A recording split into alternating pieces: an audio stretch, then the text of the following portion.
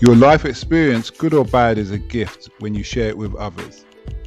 At Taxichronicles, we allow real riders with real stories to share their gift. So hopefully this episode will intrigue, enhance or inspire you. Don't forget to like, share and subscribe.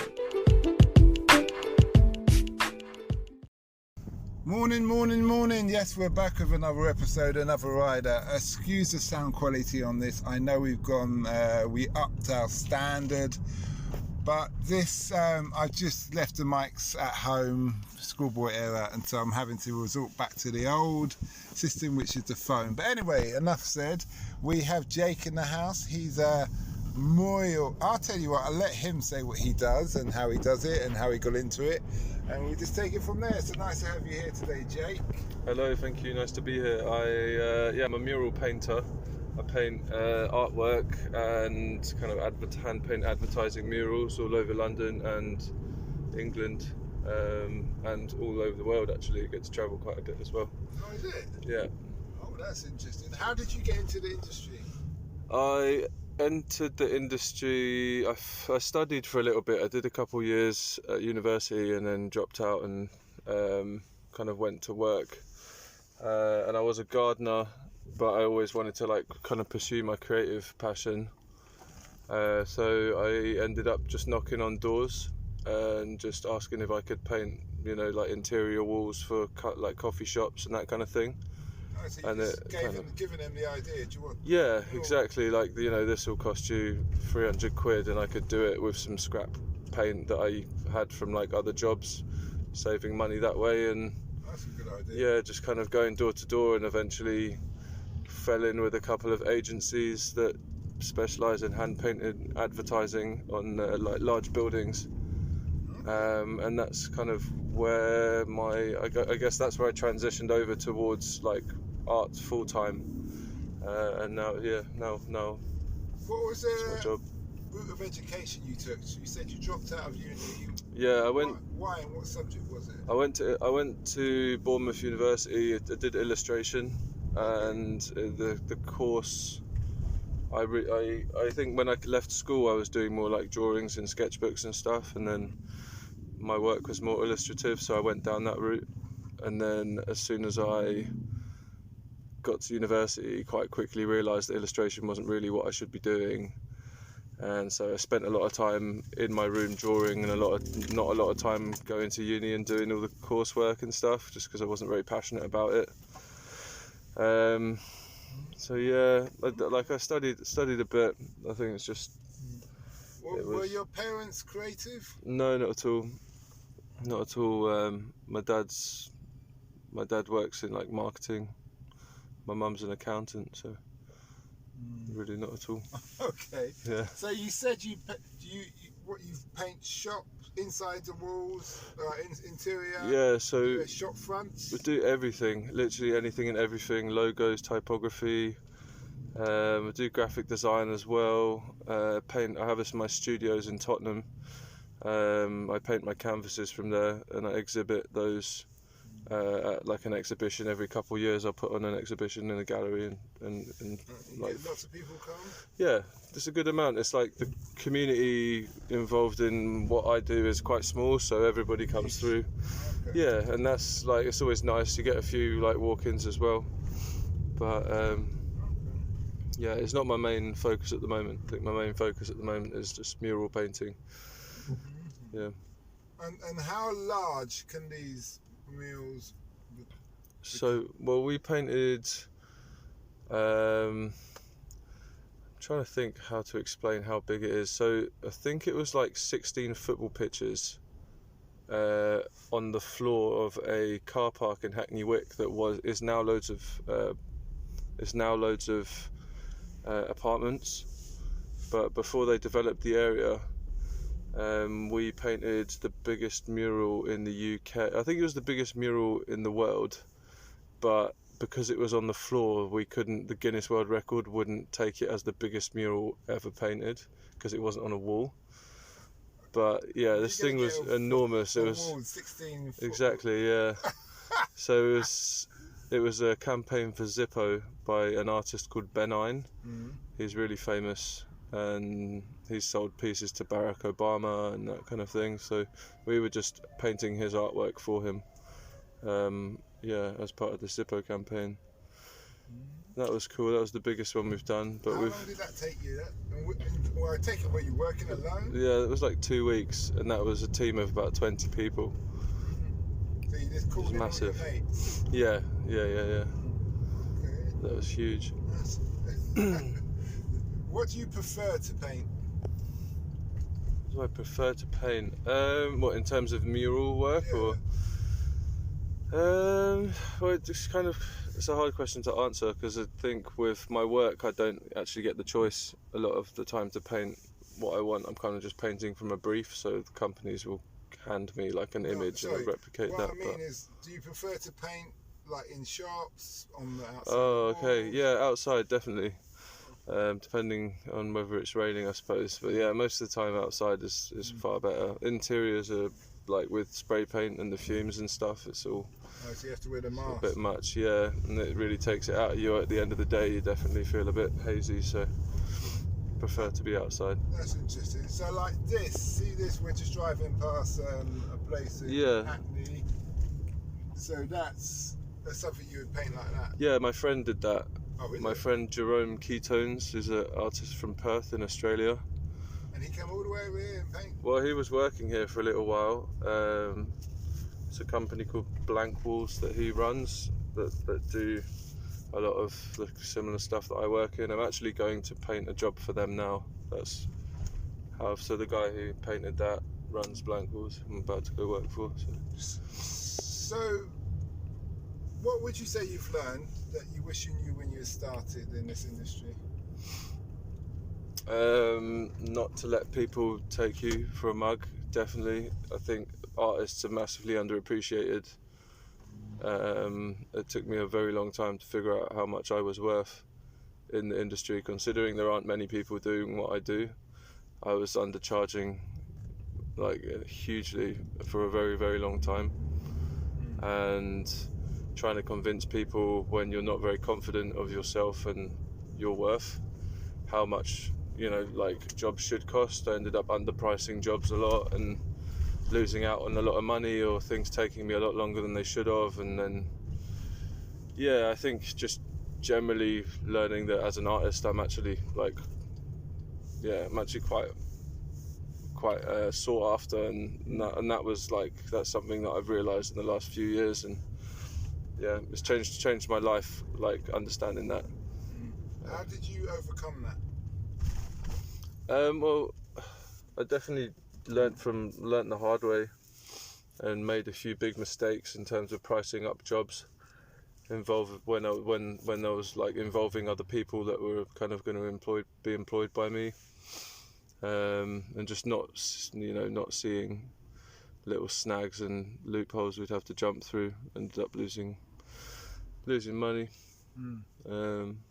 So I suppose it's just trial and error when you're starting your own business and working for yourself. There's always going to be a little bit of a learning curve in that sense. Okay. Yeah. Do you have a background in graffiti?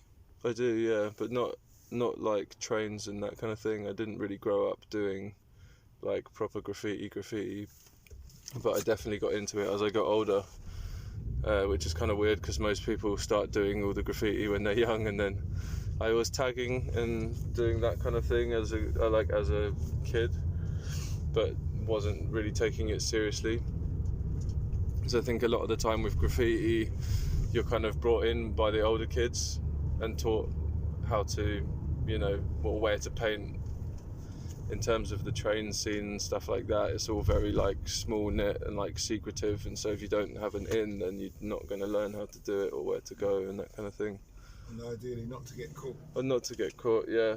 But I suppose I've been painting graffiti for maybe 15 years, I suppose, if you want to look at it like that. But I'm 29 now, so.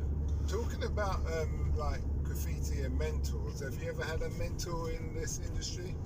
Yeah, I've got a couple that I work with at the moment, who I don't think they would consider themselves my mentor, but I definitely learnt a lot from them. But they're incredibly talented painters and like probably some of the best in the world. So yeah. Are they the same age as you? Younger than you? They're older than me. They're older, but we're all different ages really. There's a couple of guys who are younger than me who are way better than me. So you know, it's good. What would you say to your 16-year-old self? Don't smoke weed. I think I lost a lot of time to that. Yeah, probably my memory as well. So I definitely would say don't smoke weed. Okay. So on that note, what do you think about the government who's slowly introducing weed like America? Do you think that's a good thing? I think for some people it's fine. I know a lot of high functioning smokers who can work, really hard, long days, really organised, and that's just not me. So I'm saying this for myself, that like smoking weed is not for me. But yeah, but for some people, I'm not opposed to it. I'm not opposed to the government bringing it in. I think decriminalising it and normalising it for people is probably more important than shoving it underground like they have been trying to keep it on the streets. So you spoke about that you travel internationally to do this artwork. Yeah. What kind of countries have you been to? My first trip abroad for like art stuff was in New York, and I had an exhibition out there, and I painted some work in the World Trade Center. So they built a new World Trade Center, obviously, after the old one got knocked down in 9/11. And so there was a floor that was empty, and I think as a kind of marketing stunt, they got loads of street artists in to come and paint the floor while it was empty. So I got left in the 69th floor of the World Trade Center for like 2 weeks just to paint this huge wall on the north face. You said they built another one? Yeah, there's 4 of them, but they're in that little area. So, but we were in the 69th floor. That's a lot. That's really it was huge. It was, I think it's the highest I've ever been in a building. But yeah. And so you painted on the floor? Yeah, no, we painted on the wall, but yeah, that was the first trip, and then since then I did Rome. We worked for Fendi in Rome. That was really cool. Really lovely people, and got to meet all like the Fendi family, and just lived that whole bougie like fashion life for like a week, which was really interesting. But yeah, I mean, Have you ever had a job that you've had to turn down for like reasons of height, or just a bit dangerous? Yeah, definitely. That comes into it a lot. I think. In what sense? It's more that the access is an issue most of the time. And even though I use the lifts like cherry pickers and scissor lifts to get up there, sometimes you have to be wary of like what's on the floor underneath in the pavement, because if there's drains running below the pavement, it can collapse, and then if you're up the lift and one of the wheels collapses into the floor, it'll throw you out of the lift. So yeah, or you need to use spreaders. Yeah. Have you ever thought about and considered abseiling course? Yeah, I think the company I work for, Global Street Art, pretty sure they're going to invest in some training of their employees soon with that stuff. So yeah, hopefully. I do climbing, like I'm a climber as well, yeah, so that'll be really useful to learn both. So you travel climbing? No, I haven't travelled climbing yet, because I kind of got into climbing a year before lockdown, and then the 2 years of lockdown, I've been unable to travel with it. But yeah, definitely would love to go to like France and Spain and stuff and climb and do exercise. Okay, that's good. So, what does the future hold for you?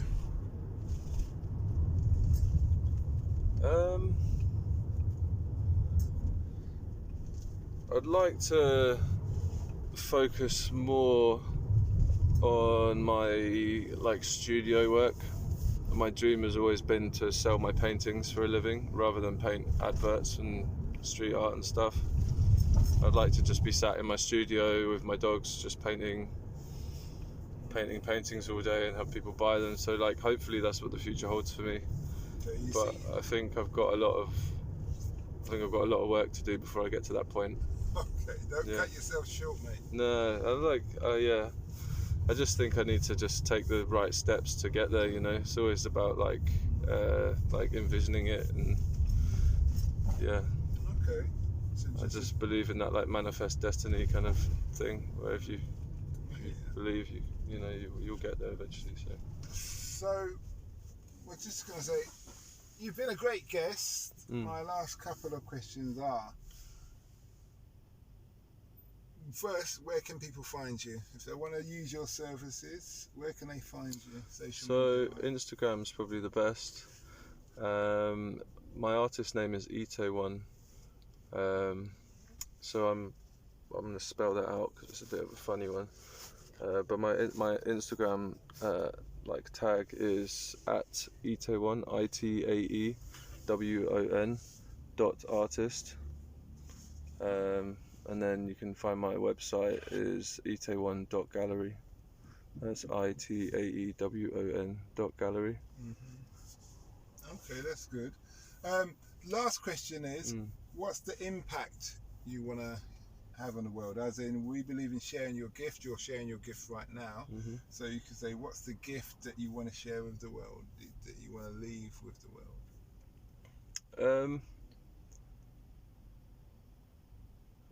I think when you go to like the National Portrait Gallery or any of these like big galleries with like huge old paintings in that someone slaved over for, like 5 years, and it's masterpieces that they created at the end of their life. Like, I'd like to leave a couple of those, I think, for people to look at for another few hundred years. And I think that would be my legacy, and that would be, and if at the same time in doing that I can influence other artists around me and kind of like have that imprint on the art world and the industry, that would be really cool too. Okay. So I think that would be nice for me. And one sneaky last question. Yeah. What advice would you give a 16-year-old who wants to get into your industry?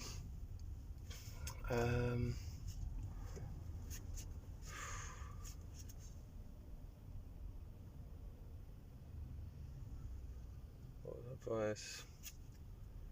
I would say be mindful that you're not going to make much money for quite a long time, and you're going to have to work really hard for free probably for a couple of years, and don't let that get you down, because if you put the work in, eventually it pays dividends. But it's not a get rich quick scheme, and it's not it's not easy, like when you're putting your heart and soul into things like art, like your creative passion, and then people aren't seeing the kind of value in it. That's hard, but just say keep your head up and keep moving with it, and as long as you're passionate and motivated, you'll definitely make it there. So you've got to love it to win it. Yeah, that's it. Okay. Well, thanks a lot for that, Jake. You're very welcome. And we wish you well. As usual, guys, all the links are in below, so feel free to check Jake out on his excellent artwork from around the world. We hope you liked that interview. Don't forget to share and subscribe to get the latest episode. Ever considered investing in the continent with the fastest growing economies and population on Earth? The same continent that holds 30% of the world's known natural resources? Listen to our sister podcast, Africa Investor Stories, where you hear real investors with real stories from around the world share their experience of investing in Africa. We post Mondays and Thursdays at 10 a.m. British Standard Time.